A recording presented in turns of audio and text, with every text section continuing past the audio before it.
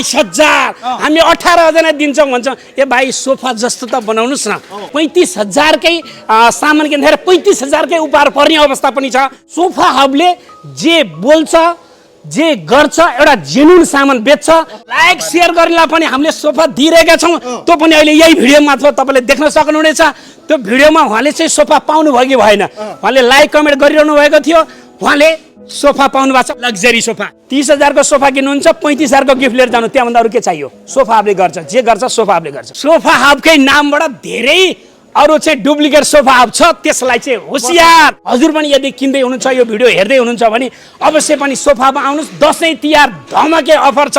हेर्नुहोस् 10 जनालाई चाहिँ हाम्रो बैङ्कक टुर छ। हेर्नुहोस् 10 जना मध्ये तपाईँ पनि पर्नुहुनेछ। यहाँ पलङहरू पनि तपाईँको 13,000 देखि पलङका लाइन छ। 13,000 मै आउने 13,000 मा यो पलङ 4 छ को, 2 जना मजाले सुत्न मिल्ने, यो 13,000 मा छ। सोफा सस्तो मात्रै होइन, गुणस्तरीय सामान पनि सोफा हबले बेचेको छ।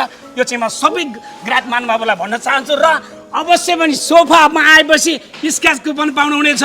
हात खाली नजाने उपहारहरू तपाईँले गत वर्ष झै नै 1,000 देखि 20,000 सम्मका नगद उपहार दिएका थियौँ।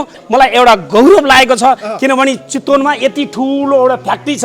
सोफा हबमा सस्तो छ भने 10,000 मा देवान सोफा यो देख्न सक्नुहुन्छ। 10,000 मा तपाईँलाई एउटा कुसन छ, लग्जरी छ। यसमा पनि कपडा पनि जेन्युन सोफा हबको कपडा। यतिखेर हामी नेपालकै सबभन्दा ठुलो फ्याक्ट्री यानि कि चितवनमा रहेको सोफा हब चितवनमा आइपुगेका छौँ र यति ठुलो फ्याक्ट्री देख्न सक्नुहुन्छ।